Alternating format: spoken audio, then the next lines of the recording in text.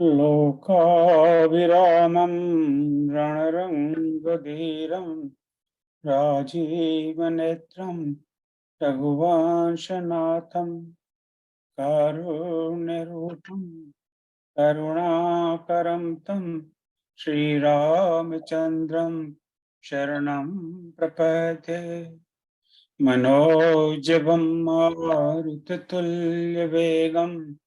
जितेन्द्रियं बुद्धिमतां वरिष्ठं वातात्मजं वानरयोधमुख्यं श्रीरामदूतं शरणं प्रपद्ये।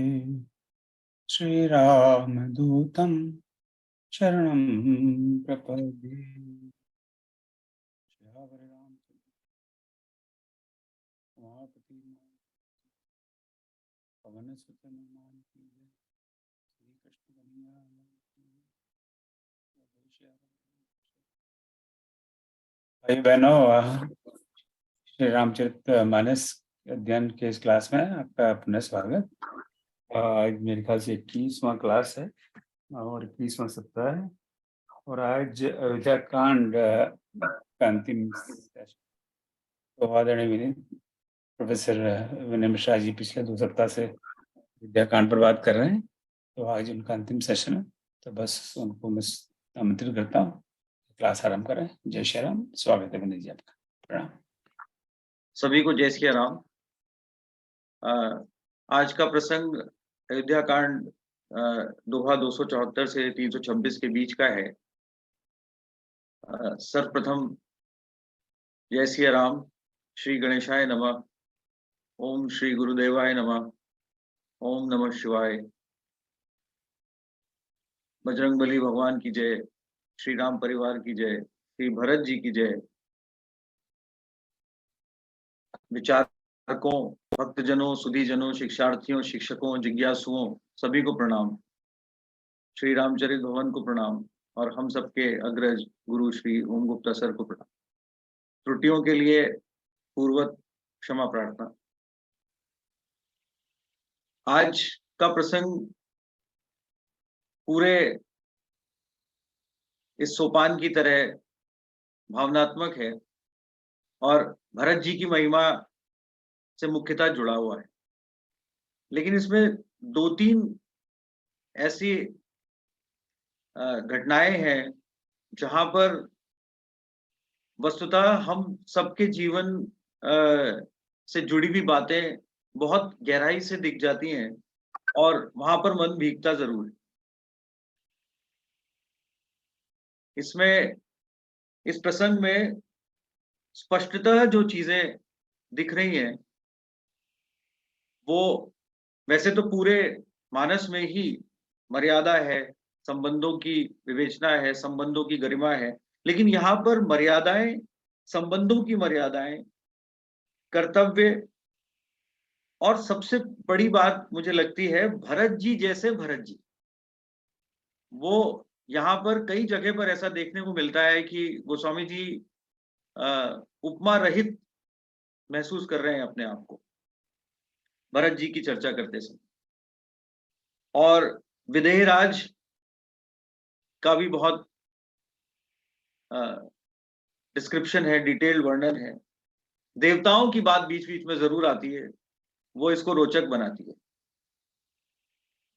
मैंने पिछले 2 सेशंस की तरह ही बीच बीच में से कुछ पंक्तियां, कुछ दोहे, कुछ चौपाइयां, कुछ अर्धालियां ले ली हैं ताकि एक निरंतरता बनी रहे और कुछ विशेष बातें जो मुझे प्रतीत हुई वो आपके सामने रखते हुए मैं इसमें आगे बढ़ूंगा। कथानक यही है कि राजा जनक वहां पर पहुंच रहे हैं भगवान के पास और भगवान उनके स्वागत के लिए आगे बढ़ते हैं। उसके बाद कैसे सारा समाज, सारे लोग शोकाकुल हो जाते हैं। पिछली बार हमने देखा ही था कि कैसे उनको सूचना मिलती है कि राजा जनक आ रहे हैं और इधर भरत जी भगवान से मिलते हैं, उनके चरणों में गिर जाते हैं। यहाँ पर जब सारे समाज मिलते हैं, बड़ा मार्मिक चित्रण है कि कैसे सारी रानियां आपस में मिलती हैं, कैसे जनक जी वशिष्ठ जी के साथ चिंतन करते हैं।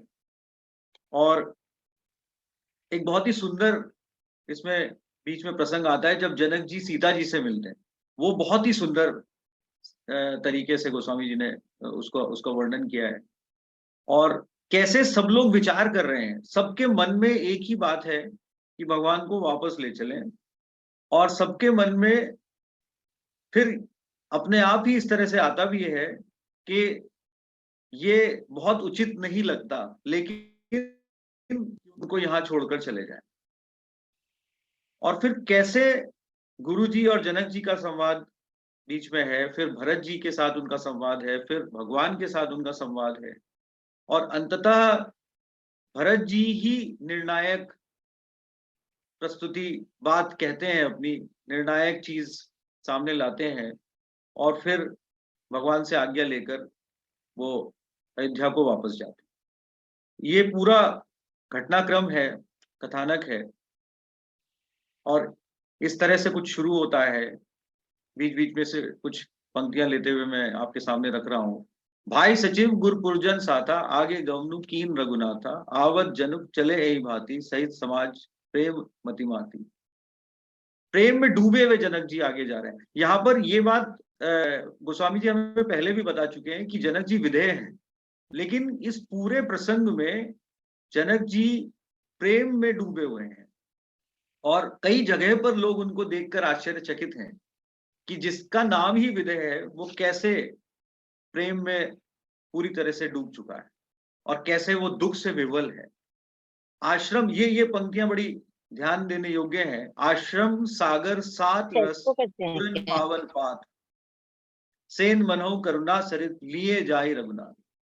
ये जो भगवान का स्थान है, ये शांत रस का सागर बताया गोस्वामी जी। बहुत सुंदर विवेचन किया। ये जो जनक जी के साथ सब लोग आ रहे हैं, ये करुणा की सरिता नदी बताई।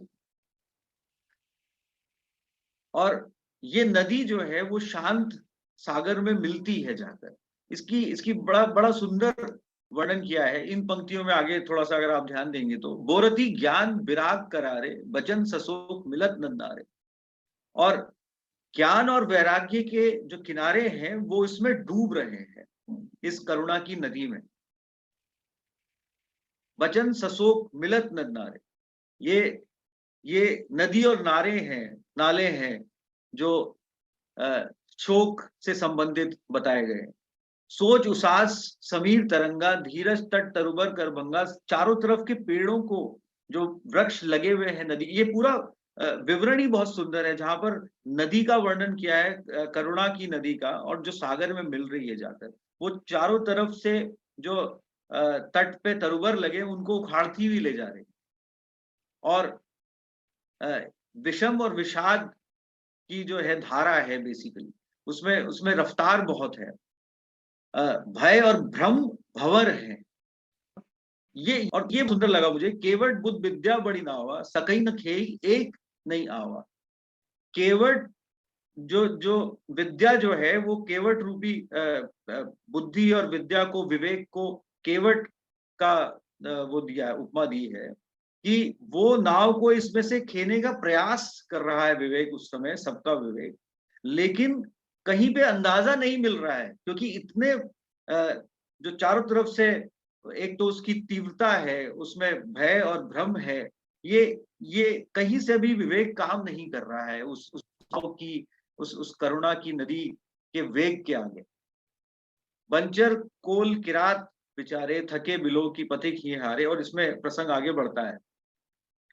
और यहाँ पर है, आश्रम उदरी मिली जब जाई, मनहु उठे अम्बुदी अकुलाई। यहाँ पर बड़ा सुंदर वर्णन है कि ये करुणा की नदी जब शांत समुद्र से मिल रही है, तब भी दोनों में जो मिलन हो रहा है उससे भी जो है वो एक उफान उठ रहा है। और कैसे सब कुछ एकदम से बदल जाता है। शोक बिकल दो राज समाजा, राहा न ज्ञान न धीरज लाजा। और इतना शोक में डूब जाते हैं सब लोग कि ज्ञान और धीरज और लाज कुछ भी नहीं रह जाता। लोगों को अपना ख्याल ही नहीं है, वहां पर सब कुछ जो है वो वहां पर सबमर्ज हो जाता है।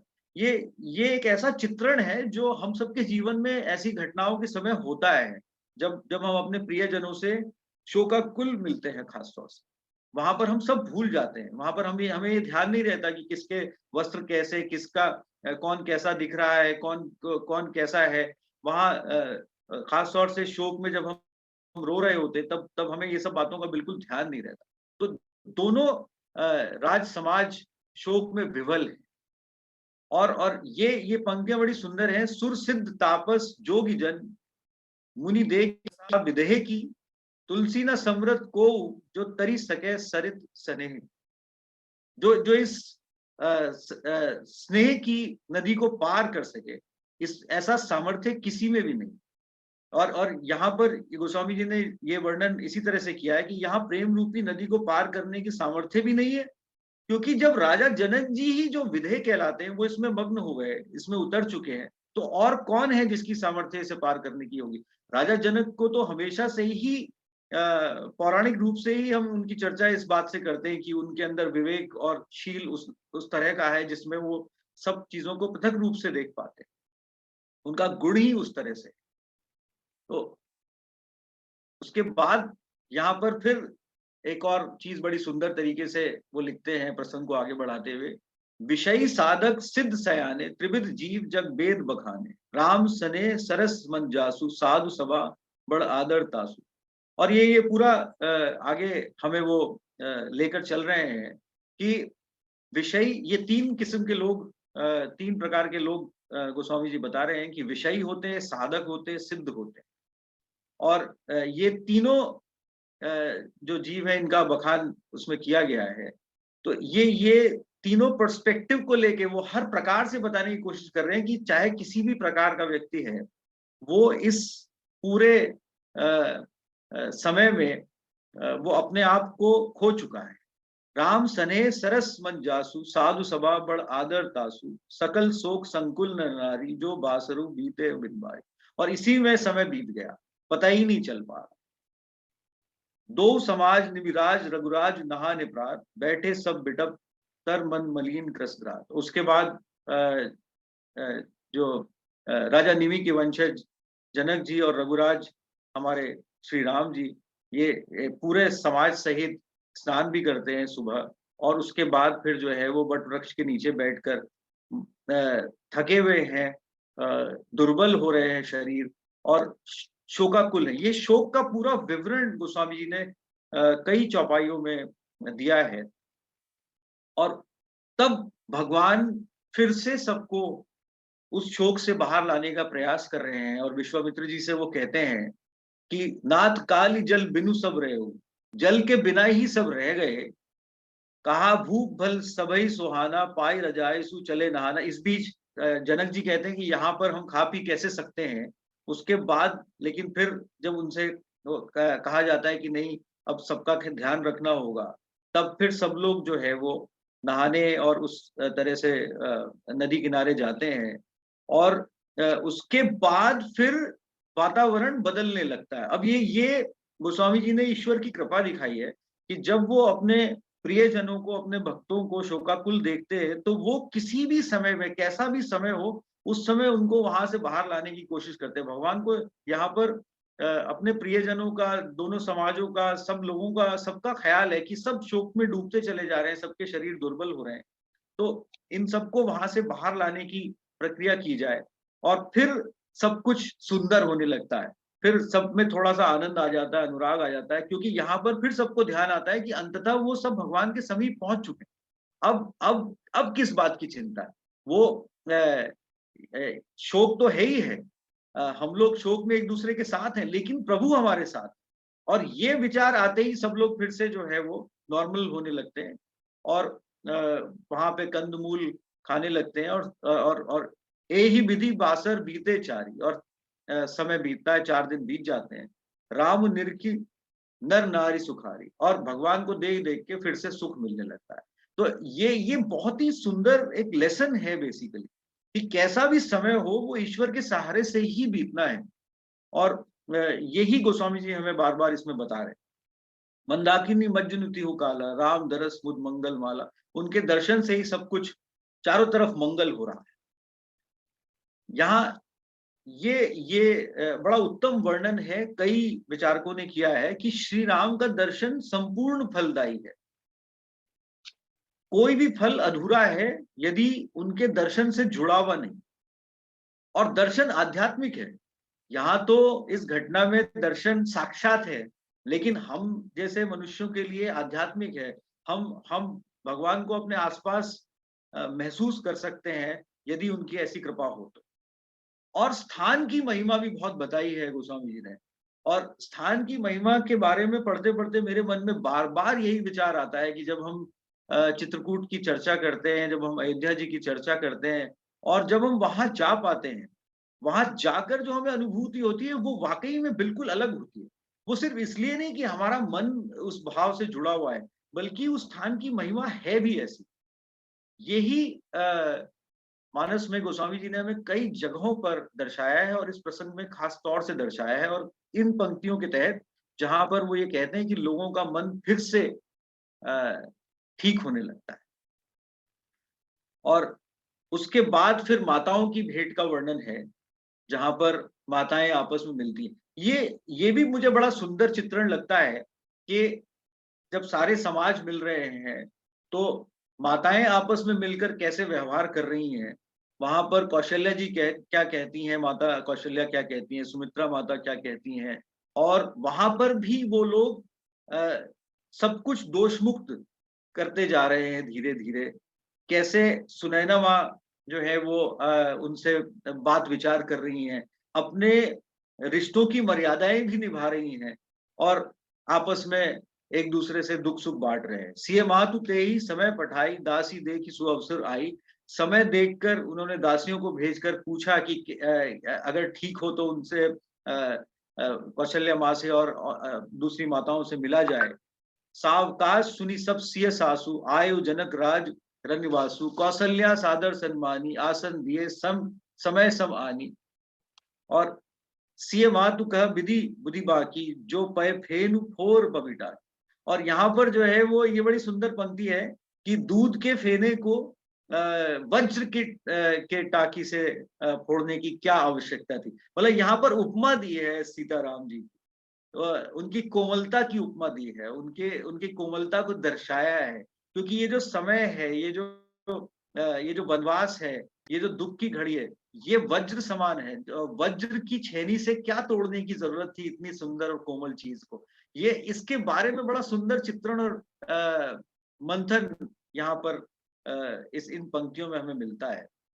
और यहाँ पर सुमित्रा माँ कुछ कह रही कि विधि गति बड़ी विपरीत विचित्रा, वो विधि के बारे में डिस्कस करें। अब देखिए यहाँ पर कई जगहों पर हमने पिछले 2 सेशंस में भी देखा, और पहले भी हम देखते आए कि विधि की बात जो है वो डिस्क्रिप्शन में कई बार आती है कि ये एक पूरा प्रोसेस है, ये ऐसे ही होना है। विधि की गति का वर्णन भगवान भी अपने मुख से, अपने श्रीमुख से कई बार करते हैं। जो सृजी पालई हरई बहोरी, बाल केली सम विधि मति भोरी। खुद ही पाल के और खुद ही मिटा देना, ये इसके बारे में चर्चा उन्होंने की है कि ये बालक जैसी विधि की मति होती है कि हम लोग अगर कांटे से भरा पौधा भी लगाते हैं तो उसको नर्चर करते हैं, उसको डेवलप करते हैं, और कभी उसको उखाड़ने का प्रयास नहीं करते। लेकिन विधि जो है वो खुद ही पाल के खुद ही मिटा देती है। इसके बारे में चर्चा कर रहे हैं कि ये प्रोसेस ऐसा ही होता है।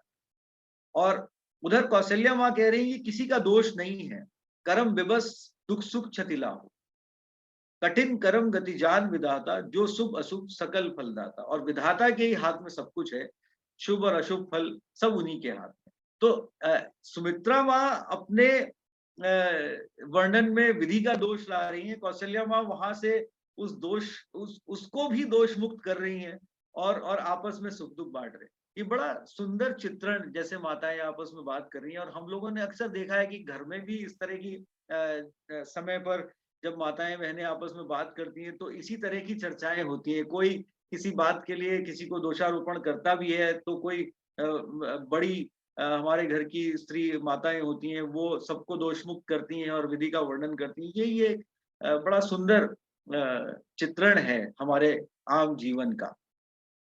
ईस रजाई शीस सभी के, उत्पत्ति तिथि लय विषु अमी के।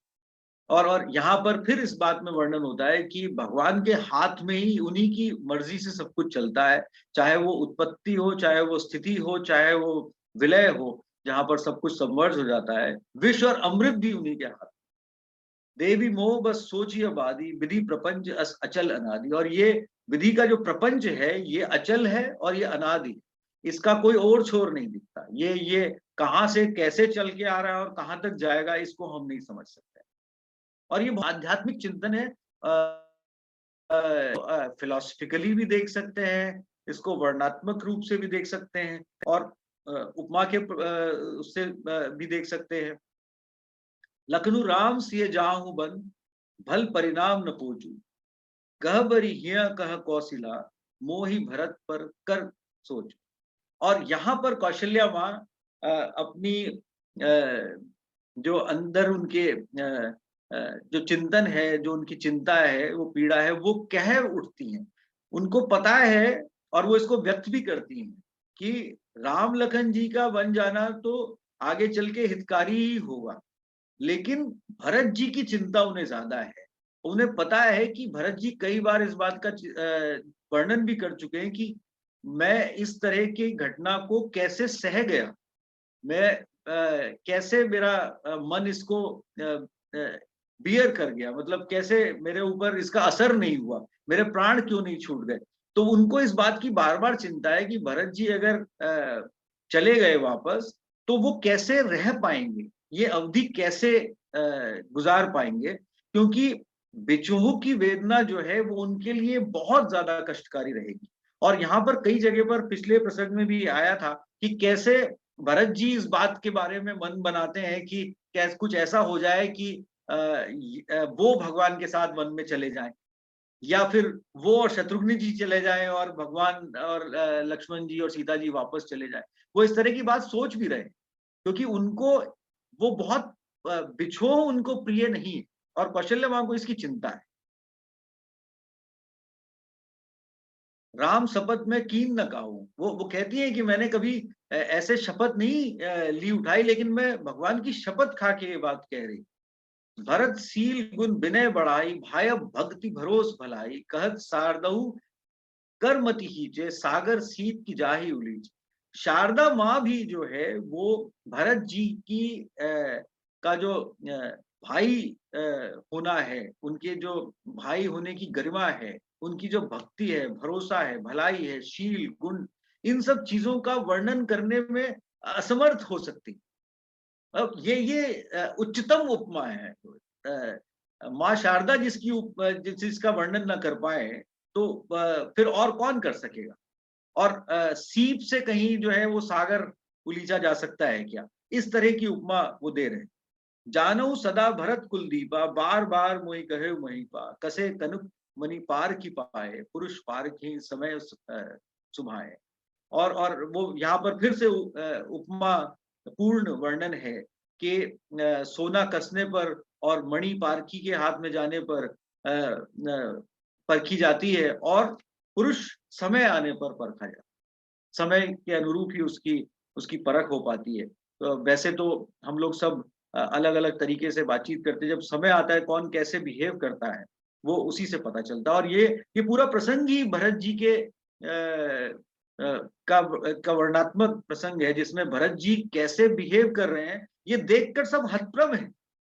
और सब मुनि गुरु जी किसी को कुछ सूझता ही नहीं है, सब सब उनकी करुणा में डूब डूब जा रहे हैं बार बार। और ये शुरू से ही हम देख रहे हैं। अनुचित आज कहब असमोरा, शोक सने सयानब थोरा। सुनी सुरसरी संपावनी बानी, भई सने विकल सब रानी। उनकी इस वाणी को सुनकर सब लोग विकल हैं, सब लोग डूब जा रहे हैं। एक तरफ शोक भी है और एक तरफ भरत जी के लिए प्रेम भी है। लखी स्वभाव सुनी सरल सुबानी, सब भई मगन करुण रसरानी। न प्रसून झरी धन्य धन्य धुनी, शिथिल सने सिद्ध जोगी मुनि। अब देखिए फिर से एक शिथिल हो गए, जोगी मुनि सिद्ध सब शिथिल हो जा रहे हैं यहाँ पर।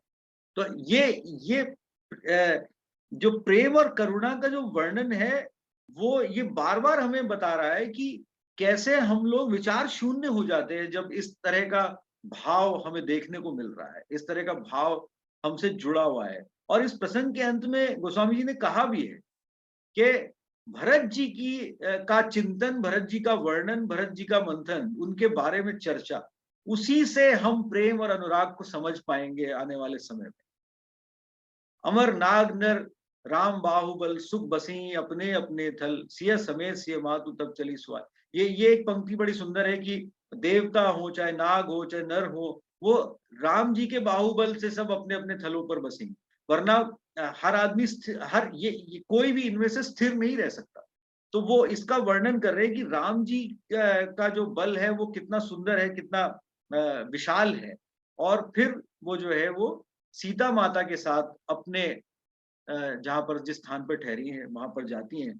और यहाँ पर थोड़ा सा वर्णन गोस्वामी जी ने दिया है, जो आप अगर उसको पढ़ना चाहें तो याज्ञवल्क्य जी ने ये पूरी घटना कैसे होनी है इसका वर्णन पहले ही कर दिया था। और माताओं को इस बात का अंदाजा था, खासतौर से कौशल्य माताओं को इसके बारे में बड़ा वो था। और चूंकि वो राजा जनक से भी जुड़े हुए रहे, तो वहां पर भी ये कैसे होना है, ये इस बात का अंदाजा बहुत से लोगों को था। और स्वयं राजा जनक को तो था ही था। लेकिन फिर भी जो है वो जो वो जो समय है, करुणापूर्ण समय है, उस उसमें कोई कंट्रोल नहीं रह गया। ये बात वो हमें दर्शाती है कि हमें बहुत सारी चीजें मान लीजिए अंदाजा भी हो कि क्या होने वाला है, लेकिन जो भाव है वो रोके से नहीं रुक सकता। और ये बहुत मार्मिक पंक्तियां लगती है मुझे। तापस वेश जान की देखी, भा सब विकल विषाद विषे की। मतलब अपनी बेटी जिसे बहुत प्यार से पाला हो, जिसको जिसको बिल्कुल जमीन पे पांव न रखने दिया हो, उसको तपस्वी के वेश में देखकर कैसा मनोभाव होगा। मतलब इसको अगर इमेजिन करे आदमी कि अभी आपने एक सुंदर विवाह करके उनको विदा किया, और उसके कुछ समय क्या मतलब बिल्कुल बिना विलंब के वो वन को चली गई एक तपस्वी वेश में, और मायके का समाज उनको उस तरह से देख रहा है। वो वर्णन। और जैसे ही उधर राजा जनक को पता चलता है कि सीता जी वहां पहुंच गई हैं, वो बैठे होते हैं गुरु जी के पास और सबसे चिंतन मनन कर रहे होते हैं। वहां से आज्ञा लेकर वो तुरंत वापस भागते हैं कि जानकी जी वहां आ गई हैं। लीन लाई उर जनक जानकी, ये पंक्ति मतलब जैसे एक पिता जब अपनी बेटी को, जिसमें उसके प्राण बसे हुए, जैसे ही देखता है तपस्वी वेश में, वो कैसे अपने सीने से लगा, कैसे गले से लगा लेता है। वो पढ़ते पढ़ते आदमी कोई भी हम में से हो, वो उस समय सहज नहीं रह सकता। लीन लाई उर जनक जान की, पाहुन पाव पावन प्रेम प्राण की, उर उमगेऊ अम्बुदि अनुराग। और अनुराग का समुद्र उमड़ पड़ता है। और उस समय वो प्रयाग जैसे हो जाते, जहां पर धाराएं मिल रही हैं, कुछ समझ ही नहीं आ रहा। सिया सने बटु बाड़त जो तापर राम प्रेम से हुआ।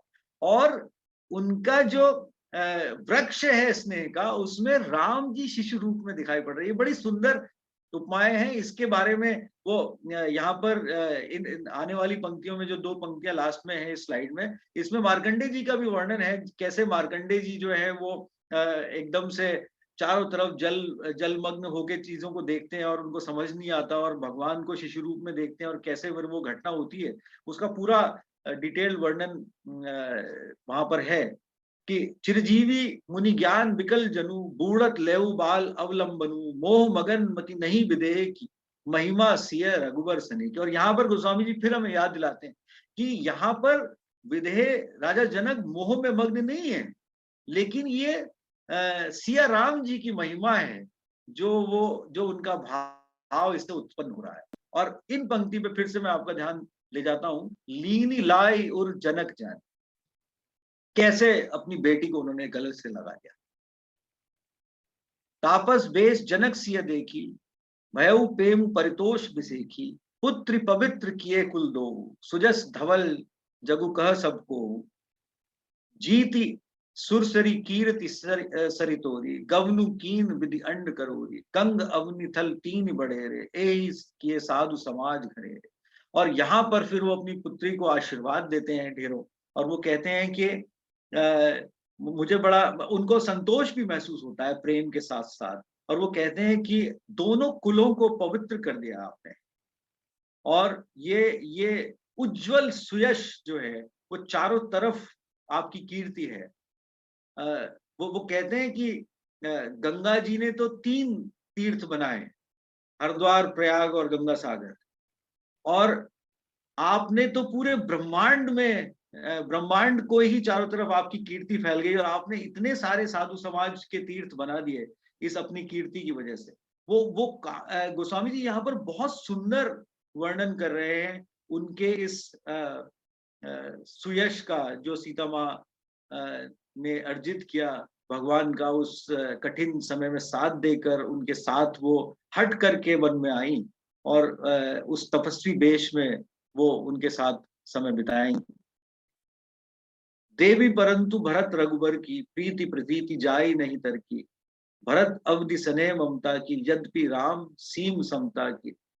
तो यहाँ पर फिर अब जो है वो जनक जी में और उनकी पत्नी में, रानी सुनैना में एक संवाद है बीच में, भरत जी के बारे में चर्चा हो रही है, और यहाँ पर जनक जी भरत जी का वर्णन कर रहे हैं कि इनकी जो प्रीति है भगवान के और भरत जी की, इसको कहीं तार्किक रूप से नहीं देखा जा सकता, और भरत जी जो है वो स्नेह की सीमा, या जहां पर स्नेह कम पड़ जाता है वो भरत जी वो हैं, और राम जी सम की सीमा है, जहां पर सब कुछ ठहर जाता है, सब कुछ मिल जाता है।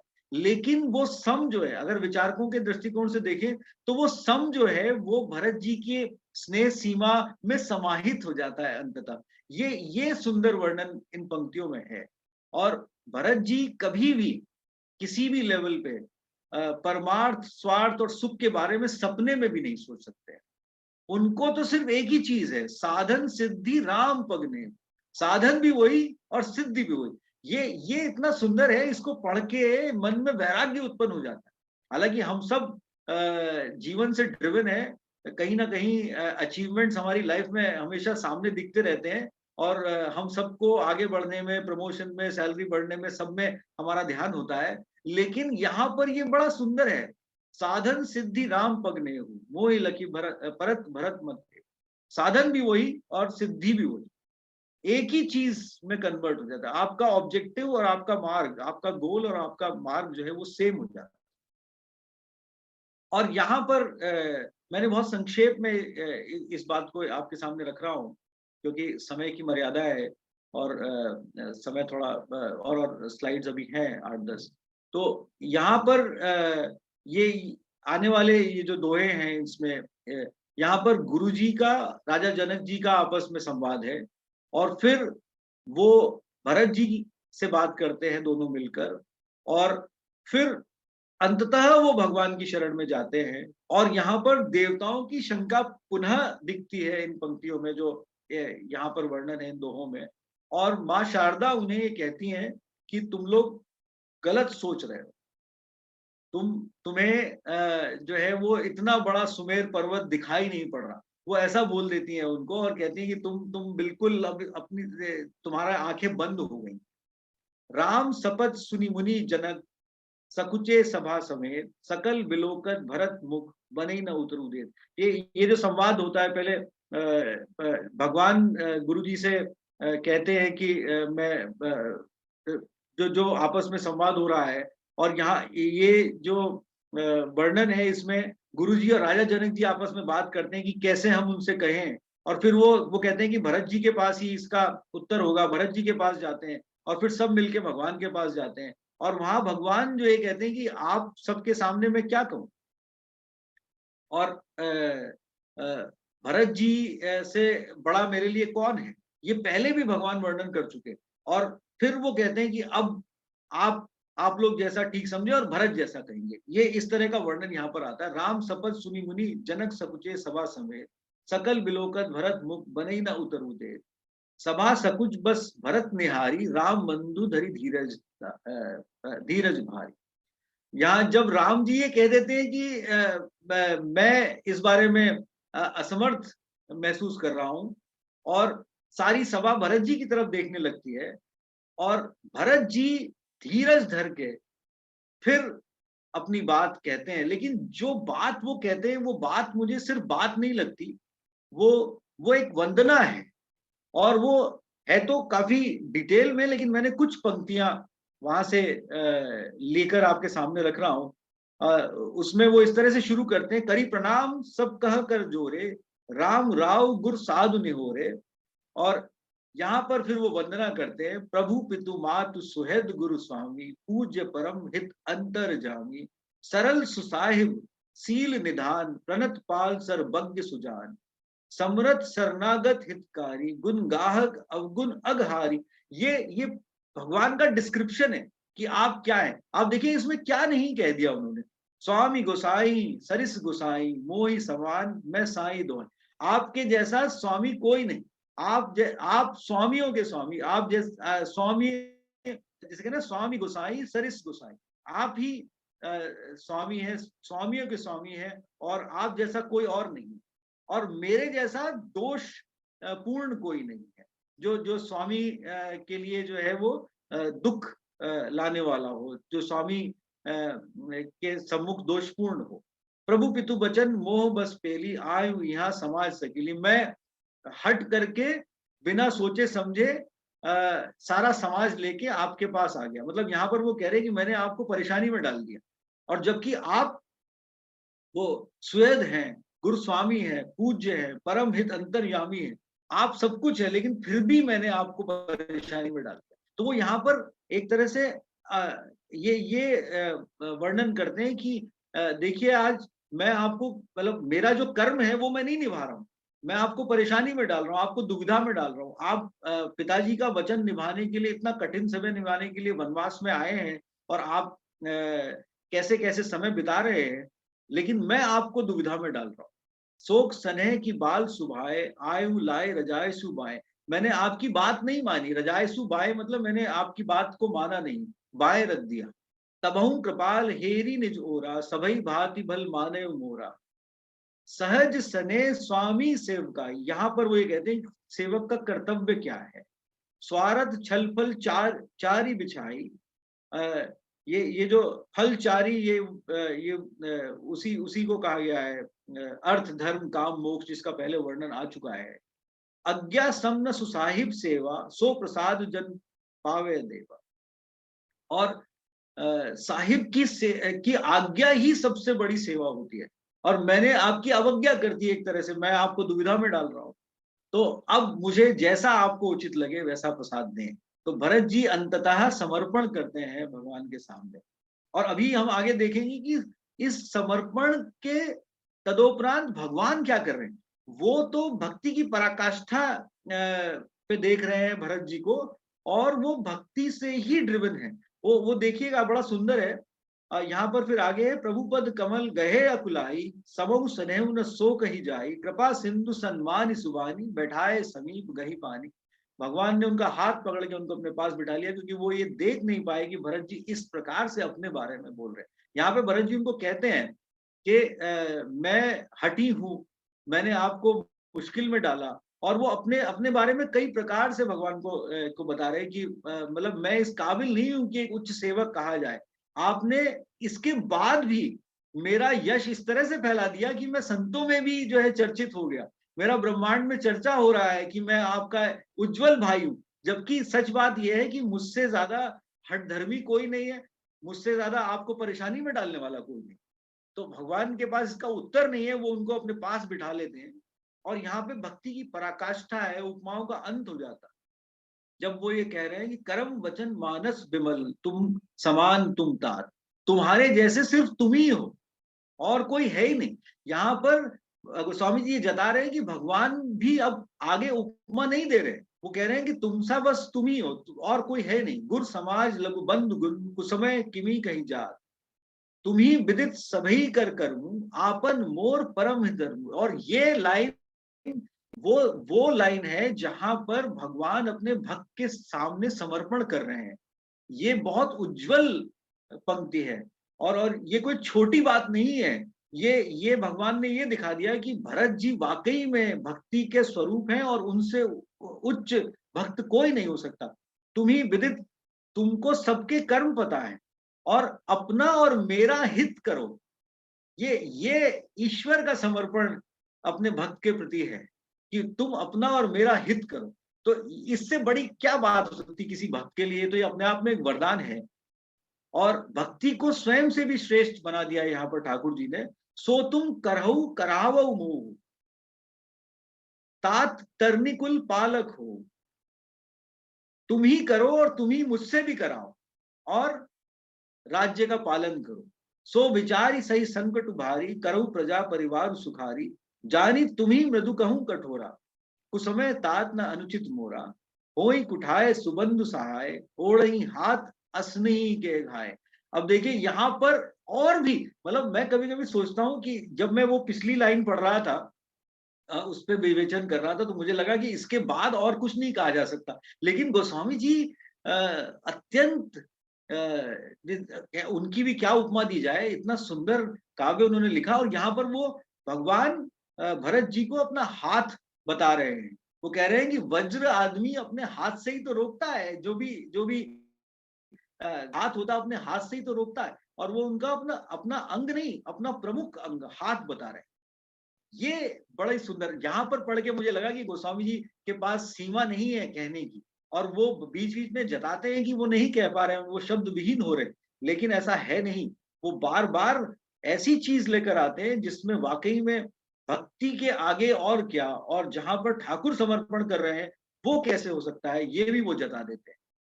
पितु आए सुपाल ही दो भाई, लोग वेद भल भूप भलाई। और कैसे हमें जो है वो पिता की आज्ञा पाकर दोनों हमें अपना अपना कर्म निभाना चाहिए, और लोग वेद में फिर कैसे जो है वो यश होगा, जो अपने पिता की बात मानते, राजा की बात मानते हैं लोग। ये पंक्ति बड़ी सुंदर है, और ये अगर मन में घर कर जाए तो आदमी को जीते जी मार्ग और जिसे कहते हैं कि अचीवमेंट ऑफ गोल, मंजिल, वो एक साथ मिल सकता है। गुर पितु मातु स्वामी सिख पाले, चले हूं कुमग पग पर ही न खाले। गुरु, पिता, माता और स्वामी की बात मानने वालों को कुमार्ग पर चलने पर भी कभी कष्ट नहीं, गड्ढा नहीं मिलता। मतलब अगर वो गलत रास्ते पर भी जा रहे हैं तो भी उन्हें तकलीफ नहीं होती। अब इससे ये बहुत बड़ी पराकाष्ठा है सीख की, जो हमारे जीवन में आ सकती है। और ये मैं कभी कभी सोचता हूँ आने वाली जनरेशन अगर इन चीजों पर विचार करे तो उनकी लाइफ बहुत इजी हो सकती है। अस विचारी सब सोच बिहाई, पालव अवध अवधि भरी जाई। बंधु प्रबोध कीन बहुभांति, बिनु आधार मन तोष न साथी। लेकिन भरत जी के मन में फिर भी संतोष नहीं आ रहा। प्रभु करी कृपा पावरी दीनी, सादर भरत। इस इन पंक्तियों के बीच में एक है जहां पर भरत जी कहते हैं कि मैं कैसे जाऊंगा, आप मुझे कुछ तो दे दीजिए ताकि मैं वो अपने शिरोधार्य अपने सिर पर रख के वहां पर रह सकूं, इस अवधि को पार कर पाऊं। वो उनसे रिक्वेस्ट कर रहे हैं कि मुझे आप जो है वो पादुका दे दीजिए, अपना अपना चिन्ह दे दीजिए। और प्रभु करी कृपा पावरी दीनी, सादर भरत शीस धरी लीनी। भरत मुदित अवलंब लहे थे, असुख जस सिय राम रहे थे। और वो अपने शीश पर उन्होंने धर लिया। उसके बाद फिर वर्णन है किस तरह से भरत जी उनसे आज्ञा मांगते हैं, और राम जी उनसे कहते हैं कि अत्रि महाराज के डायरेक्शन में उनकी कृपा से आप, वो भरत जी कहते हैं कि मैं सब जगह जाकर प्रणाम करना चाहता हूँ इस भूमि पर। तो वो सारी जगह घूमते हैं, सबसे मिलते हैं, सब जगहों पर प्रणाम करते हैं, और अत्रि ऋषि उनको सब जगह दिखाते हैं। भरत जी ये पूछते हैं कि ये जो मैं चारों दिशाओं से जगह जगह का जल लेकर यहाँ तक पहुंचा हूँ, नदियों का, प्रयाग का, मैं इसका क्या करूं? तो अत्रि ऋषि उनसे वो जल उस कूप में डलवाते हैं, जो फिर से उज्जवल हो जाता है, जो विलुप्त हो रहा था। और वो कूप आज भी चित्रकूट में भरत जी के कूप के नाम से ही जाना जाता है, वहां पर मौजूद है।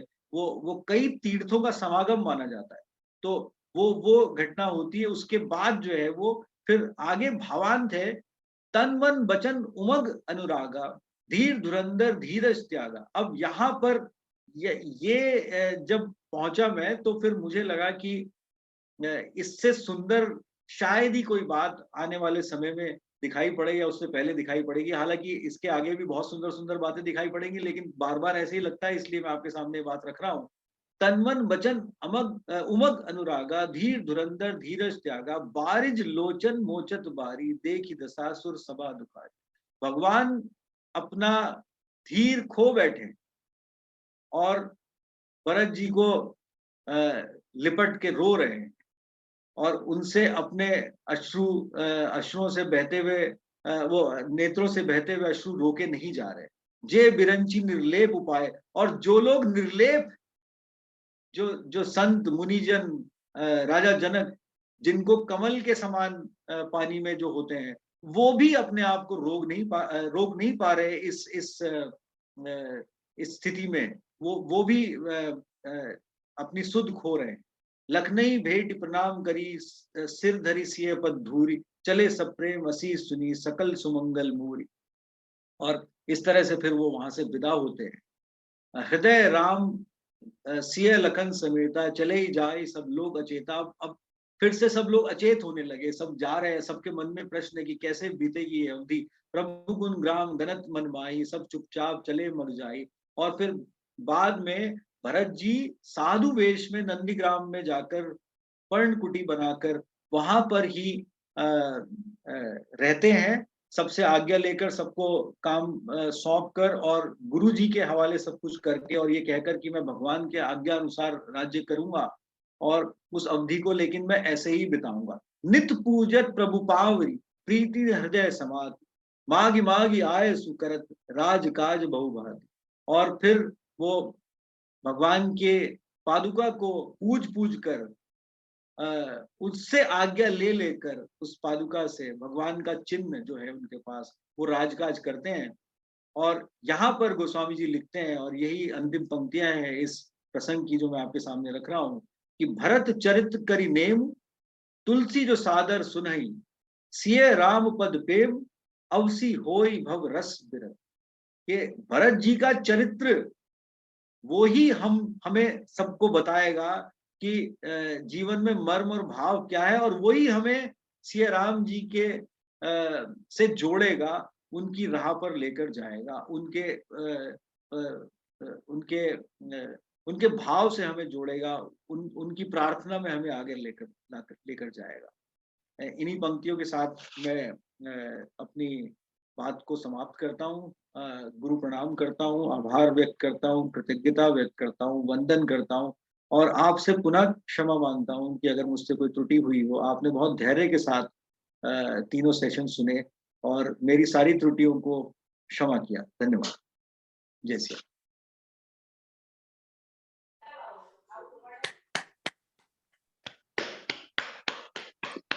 बहुत सुंदर, वाह, बहुत बढ़िया, बहुत सुंदर, बहुत अच्छा, बहुत अच्छा।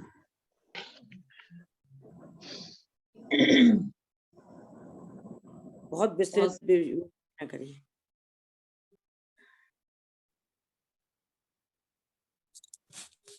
लोग विनय मुग्ध है, मंत्र मुग्ध नहीं है, विनय विनय मुग्ध है। शब्द ही नहीं निकल रहे कि क्या बोले हैं। So beautiful. जो आज अयोध्या कांड प्रसंग का वर्णन किया है, मैं भी कितना बोल पाऊंगा ये राम जी जाने, उसका वर्णन कर ही नहीं सकते। वर्णन करते करते गला अवरुद्ध हो जाता है। अभी कुछ दिनों पहले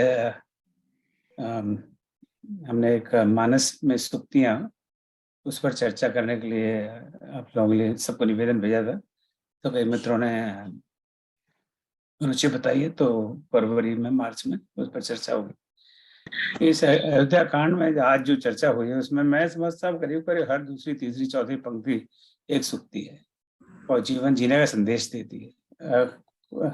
और सूक्ति क्या है और सुभाषित क्या है, इस पे उस छोटे से ग्रुप में अभी पिछले सप्ताह चर्चा हुई थी। ये सूक्ति वही है कि जो एक ऐसी बात है उसको अगर हम इसमें से निकाल लें, उसका अपने आप में इंडिपेंडेंट अर्थ है और अपने आप में उसके इंडिपेंडेंट जीवन में उपयोगिता है। अभी एक जो चौपाई मुझे बहुत ज्यादा प्रिय है और इन्होंने उसको उस पर वर्णन भी किया था। जो आज समाज में आपस में भाइयों में मतभेद है, फूट है, लड़ाई झगड़ा है, सहयोग नहीं है, तो उसके लिए एक ही चौपाई में तुलसीदास जी कह जाते हैं कि भाई क्या होता है, हो एक उठाए सुबंध सुहाए, ओढ़े हैं हाथ स्नेह के दाए। ये बड़ी थोड़ी कठिन चौपाई है। बस एक चौपाई है कि बड़े समय में अच्छे भाई सहायक होते हैं और उपमा है वज्र के आघात अपने हाथ से ही रुक जाते हैं। मैंने जिसका वर्णन किया है उसको दोहराना नहीं चाहता, पर एक ही चौपाई से पता लग जाता है कि एक भाई का कर्तव्य क्या है। संकट के समय दुख में तो सभी भाई बन जाते हैं, सुख में तो सभी रिश्तेदार बन जाते हैं, पर जब संकट का समय आता है तब आपका भाई आपकी रक्षा करता है और आपके भाई का ये धर्म है रक्षा करे। इसको हम जीवन इसी एक चौपाई को 12,500 चौपाई, यहाँ कितनी चौपाई हैं, तो उसमें जब बाकी सबको फेंक दें कूड़े में, एक को जीवन में अपना लें तो समाज बिल्कुल बदल जाए। भाई भाई आपस में प्रेम करने लग जाएं तो मैं समझता हूँ कि 95% प्रॉब्लम सॉल्व हो जाएंगी। तो हर एक चौपाई पर ध्यान दें और इसको इंडिपेंडेंटली पढ़ें कि एक पंक्ति है साहित्य की, इसका रामायण से कोई लेना देना नहीं है, तो एक सूक्ति इतना सुंदर वचन है, ये जीवन में इतना उपयोगी है। तो आप देखेंगे तो एक के बाद एक चौपाई में इसी तरह जीवन के लिए लेसन है, सिंपल लेसन है, कोई कॉम्प्लिकेटेड नहीं है, कोई टेढ़ी मेढ़ी भाषा नहीं है, कोई विद्वानों की इसमें आवश्यकता नहीं है, पर हम जीवन में अपना सकते हैं। तो आपने इन सबका बड़ा सुंदर वर्णन किया है विनय जी, आपको मैं धन्यवाद तो क्या कहूँ, पर बस मेरा शुभकामना है बस इसी तरह आप अध्ययन करें और सबसे शेयर करें तो इसमें हम सबका भला हो। चलो विनय जी के लिए प्रार्थना हो जाए। बहुत बहुत धन्यवाद विनय जी। तो आज के क्लास के बाद में कई लैंडमार्क हमने प्राप्त कर लिए। आज इस कोर्स रामायण अध्ययन कोर्स 50% समाप्त हो गया। 20 क्लास 21 क्लास हो गई, कुल 42 क्लास है, 33 वाला समापन है। अब हम अरण्य कांड में प्रवेश करेंगे। अरण्य मतलब जंगल, तो आप अगली बार जरा कवच वच पहन के आइएगा, क्योंकि वहाँ पे तो बड़े बड़े शेर हैं, बघेर हैं, अजगर हैं, चोर हैं, डकैत हैं, तो वहाँ क्यों जाएंगे हम। और वहाँ शबरी भी है, वहाँ जटायु भी है, वहाँ ऋषि मुनि भी है, तो उनके दर्शन अगर करना है हमें, अत्रि ऋषि के दर्शन करना है या शबरी माता के दर्शन करना है या भक्त जटायु के दर्शन करना है जिन्होंने अपने प्राण दे दिए, तब तो हमें जंगल में जाना ही पड़ेगा। पर हमारे साथ राम जी हैं तो चिंता की क्या बात है। तो मेरा मानना था कि आज शायद राम जी मान जाए और अयोध्या लौट जाए तो आज क्लास खत्म हो जाए, पर विनय जी आपने जरा थोड़ा सा डिसअपॉइंट कर दिया और भरत जी ने अपनी रिक्वेस्ट वापस ले ली। हाँ, मेरी गलती थी, मैं ऐसी भावना में आके यहाँ पे आ गया।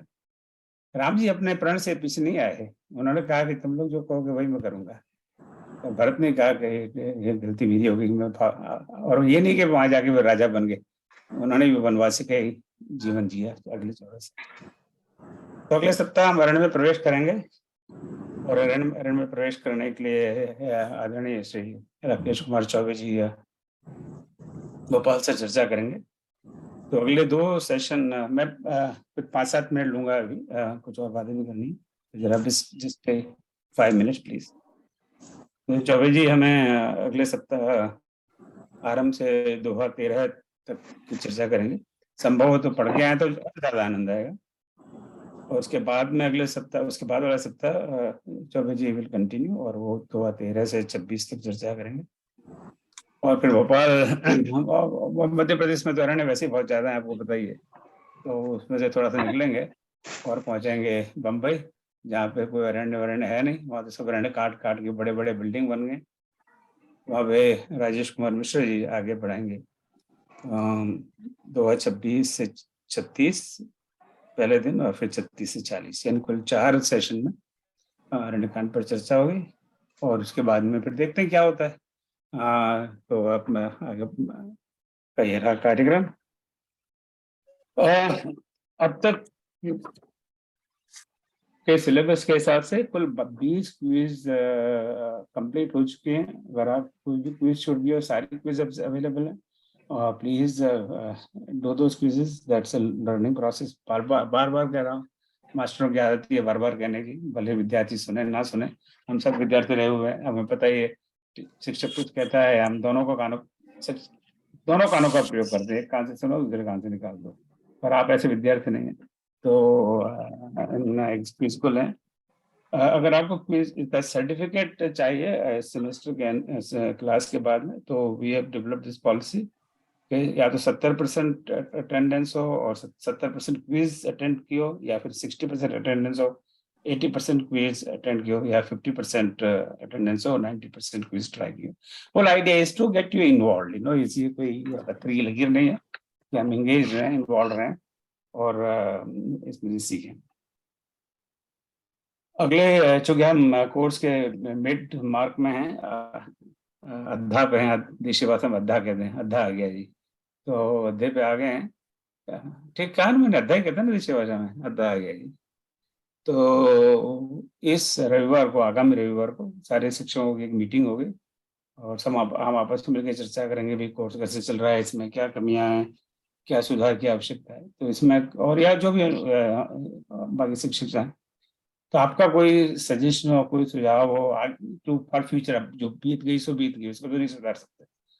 आगे की 20 क्लास के लिए आपका कोई भी सुधार हो, जैसा भी हो, आप प्लीज या तो ग्रुप में डाल दें, पर आपको लगता है कि आप ग्रुप में नहीं डालना चाहते, व्यक्तिगत मुझे बताना चाहते, तो आप मुझे भेज दें, तो मैं उस टीचर्स मीटिंग में I bring to attention of teachers and will talk about it. मुझे व्यक्तिगत डालना चाहें तो आप जो भी लिखना चाहें लिखिए, मैं अपने हिसाब से I will bring to their attention.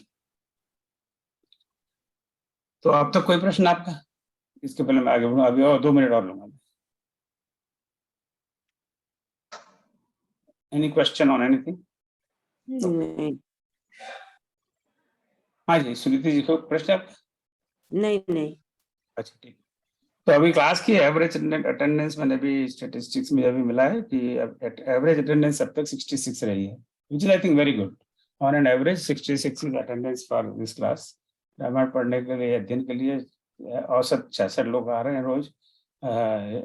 मतलब अभी देयर इज होप कि अभी हमारी संस्कृति भी बनी रहेगी कम से कम 10-20 साल आगे, तो राम जी जाने, but that's very hope. And my desire is कि आप लोग इसको आगे बढ़ाइए और लोगों से बात करिए। आप लोग स्वयं क्लास शुरू करिए अपने मोहल्ले में, अपने छोटे ग्रुप में, 5 लोग। हम किटी पार्टी कर रहे हैं, किटी पार्टी बंद मत करिए, भाई किटी पार्टी के साथ साथ ये भी करिए। हाँ, किटी पार्टी तो नहीं बंद होगी, अभी 50 साल से किटी पार्टी कर रहे हैं, कैसे बंद करेंगे? तो कंटिन्यू विद दैट, पर इसको भी करते साथ साथ। चलो भाई, हर सप्ताह किटी पार्टी करते हैं, पर महीने में एक दिन रामायण क्लास भी कर लेते हैं, क्या बुराई है इसमें? Something like that. अगले इस शुक्र इस क्लास से मोटिवेट होकर भगवत गीता की क्लास में बार बार बात हम कर रहे हैं। तो right now we have done some soft start. तो इस शनिवार को मैंने आदरणीय अश्विनी कुमार अग्रवाल जी को आमंत्रित किया है, जो भारत में ही है। उन्होंने भगवत गीता को सही उच्चारण के साथ कैसे पढ़ा जाए, उस पर एक उत्तम पुस्तक लिखी है। उनसे मेरा संपर्क हुआ है, तो वो आकर हमें बताएंगे कि भगवत गीता को कैसे सही तरह से पढ़ा जाए विद करेक्ट प्रोनाउंसिएशन। उनकी पुस्तक भी है। Let me change my setup, so आप देख सकेंगे। चूज वर्चुअल बैकग्राउंड, नहीं दिखाई देगी, मैं यही कर देता हूँ, कोई बात नहीं, अब आपसे क्या छुपाना। ये दिख रही है दिख रही है। भगवत गीता रीडर। दिख रही हाँ, तो इन्होंने एक एक श्लोक को शब्दों में टुकड़े कर करके बताया कि हम हाउ डू वी रीड। तो पूरा प्रेजेंटेशन देंगे ताकि हमें पता लगेगा कि सही तरीके से, सही उच्चारण से कैसे पढ़ा जा सकता है। तो ये शनिवार को है, तो please come and listen to him. अगले मंगलवार को, जो नॉर्मली हम संक्षिप्त रामायण का पाठ करते हैं, तो उस दिन विश्व हिंदी दिवस है। 10 जनवरी को विश्व हिंदी दिवस मनाया जाता है हिंदी के विश्व में प्रचार प्रसार के लिए। तो उस दिन हम वैश्विक हिंदी संस्थान की तरफ से जो हिंदी से रिलेटेड एक्टिविटीज में हमसे जुड़े हुए हैं, इस ग्रुप से जुड़े हुए हैं, उनमें से कुछ मित्रों को सम्मान करेंगे। तो आप इसमें पधारें और उनको हौसला देंगे कि हाँ, बढ़िया काम कर रहे हो आप। तो that I'll send all that information as we go along. उस दिन तो अटेंड करना मुश्किल है, सकट है। हाँ नहीं कोई बात नहीं, जो जब आ सके, जो जितने लोग जब आ सके, तो please come. Just two other small things. एक है कि जो ये रामचरितमानस है, इसको अगर आप गूगल में डालें तो बहुत जगह इसका टेक्स्ट मिल जाएगा, राइट। पर हमारा अनुभव है, और हमारा अनुभव कोई पूरा हो, ठीक हो, कंप्लीट हो, ये आवश्यक नहीं है कि ज्यादातर जो भी मानस आपको गूगल में, खास करके जो वर्ड फॉर्म में, उनमें कई गलतियां हैं, स्पेलिंग एरर्स। और क्योंकि अलग अलग लोगों ने अलग अलग समय पे टाइप किया है और फिर बाद में प्रूफ रीड वगैरह कुछ नहीं किया, तो there are lot of mistakes. तो हमारे पास मानस, हमने बड़े बड़े प्रयास से करीब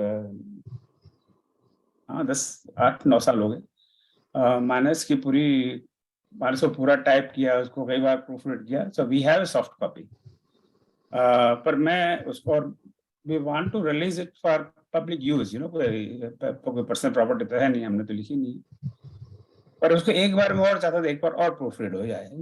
मैं नहीं समझता उसमें कोई गलती है, पर मैं ये भी नहीं कह सकता कोई गलती नहीं है। तो और आपकी ऐसी कोई पैनी निगाह है, कई लोगों की बड़ी पैनी निगाह होती है, वो फटाक से गलती पकड़ लेते हैं। ऐसी पैनी निगाह हो, और आप और खासकर गलतियां होती है अनुस्वार में, चंद्र बिंदु में, कभी मात्राओं में, छोटी की जगह बड़े हो, बड़े हो की जगह छोटा हो, तो इस तरह आप प्रूफ रीड कर सकें, तो आप मुझे अपना नाम भेज दें, तो मैं आपको 100 लाइन 200 लाइन ऐसे लाइन भेज दूंगा, और अपनी रामायण से उससे शब्द बाय शब्द चेक कर लें कि ये है कि नहीं, और जहां भी गलती हो फिर पता है कि इस लाइन में गलती है, फिर उसको हम ओरिजिनल से देख के चेक करेक्ट कर लेंगे। तो I need some volunteers who want to do it. उनके पास रामायण में रुचि होनी चाहिए, इस तरह की थोड़ी पैनी नजर होनी चाहिए कि रामायण का ज्ञान नहीं हो तो बहुत अच्छा, क्योंकि हो तो प्रॉब्लम है उसमें, क्योंकि फिर हम ज्ञान उसी ज्ञान से चलेंगे जो हमारे दिमाग में है। इसमें ऐसे लोग की आवश्यकता है जो जैसे सेना में होता है ना, फौजी भर्ती होता है तो बिल्कुल ऑर्डर फॉलो करना चाहिए उसको, वो उसको अपनी बुद्धि का प्रयोग नहीं करना है, तो इसमें बुद्धि का प्रयोग नहीं करना है।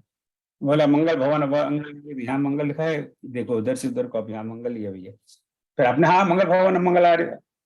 मैं इसलिए कह रहा हूँ कि अभी पिछले सालों में हम रामक्वेस्ट पत्रिका निकालते थे, अभी 1 साल से शायद बंद है, तो हमारे पास ऐसे ऐसे लोग लेख भेजते थे सब प्रकाशन के लिए, और उसमें बीच में रामायण की लाइन्स कोट होती थी, और जो भेजते थे वो बहुत बड़े विद्वान है भारत में, मैं जानता हूँ, वेरी लर्नेड पीपल। रामायण केंद्र बड़ी बड़ी संस्थाएं खुद स्वयं चलाते हैं, और उनकी हर चौपाई में गलतियां होती हैं, स्पेलिंग एरर्स, क्योंकि वो अपनी मेमोरी से लिखते थे। तो मेमोरी से मंगल भवन मंगल, वो तो खैर द्रव्य को छोटे की जगह बड़ा कर दिया, द्रव्य की जगह, या तो कभी केयरलेसनेस है या जस्ट फ्रॉम मेमोरी है, तो हर बार I have to correct them. So it's not like they don't know it, वो अच्छी तरह जानते हैं, तो that is what is needed. So अब जो अभी तक मुझे सिर्फ पिछले संक्षिप्त रामायण क्लास में मैंने बात की थी, और तो मुझे अब तक सिर्फ 2 नाम मिले, but if there are more people interested let me know. उसके बाद में एक बार क्लीन करके we make in a word document and PDF document and release it. तो वर्ड डॉक्यूमेंट में फिर आप सर्च कर सकते हैं, कोई शब्द ढूंढना है ढूंढ सकते हैं, कोई रिसर्च करना चाहे कर सकते हैं, and we can kind of assure to society that this is error free document. So let me know if you have that interest. Similarly thing we want to do for Bhagavad Gita है, भगवद गीता के पास भी मैंने prepared soft copy, वो भी कई समय मेरे पास है, उसमें भी अगर कोई केयरफुली प्रूफ रीड कर सके then we can release that also, so people can do research and search and जो भी वो करना चाहे। So these are some of the announcements I have। अगर आपका कोई प्रश्न हो या कोई क्यूरियोसिटी हो या कुछ भी हो तो मैं तैयार हूँ। सब ये अरण्य कांड और किष्किंधा कांड के लिए बात हुई थी कि 2-2 सेशन में 20-20 दोहे का करेंगे, तो क्या अभी वैसे रख रहे 4? नहीं वो सब बिल्कुल स्केड्यूल में आपको भेज चुका, दे दीजिए। तो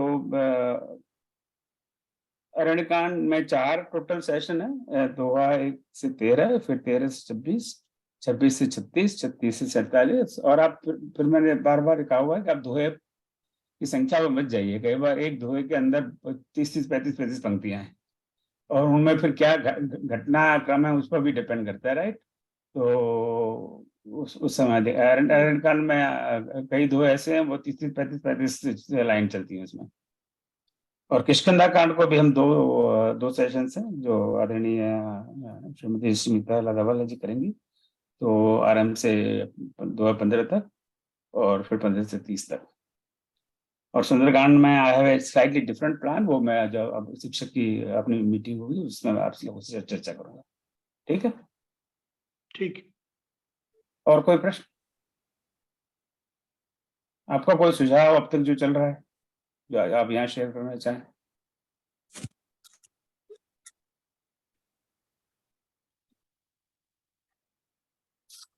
चलिए, बहुत सुंदर, बहुत बहुत धन्यवाद पुनः विनय जी आपको, आप सबको, आप क्लास में आ रहे हैं नियमित रूप से और इसका आनंद ले रहे हैं और इसका अध्ययन कर रहे हैं। So proud of, right. So जय श्री राम।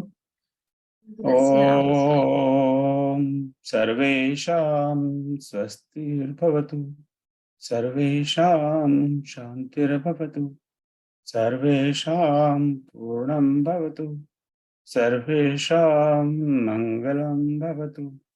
ॐ सर्वे भवन्तु सुखिनः, सर्वे सन्तु निरामयाः, सर्वे भद्राणि पश्यन्तु, मा कश्चित् दुःखभाग् भवेत्।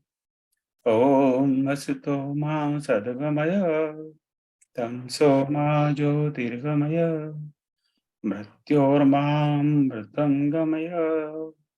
ओम शांति शांति शांति।